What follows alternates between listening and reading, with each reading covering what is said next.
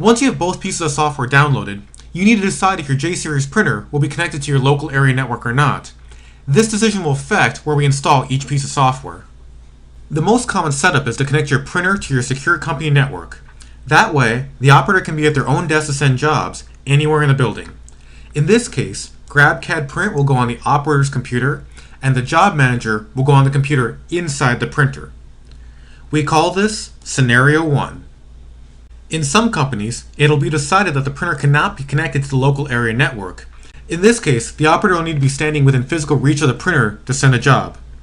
Now you'll need a computer next to the printer to host GrabCAD Print and a crossover cable to connect them.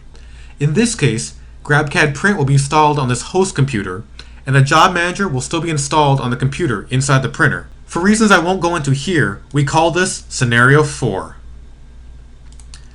Take a moment right now to pause the video and decide whether you'll install Scenario 1 with the J750 on your LAN or Scenario 4 with a host computer.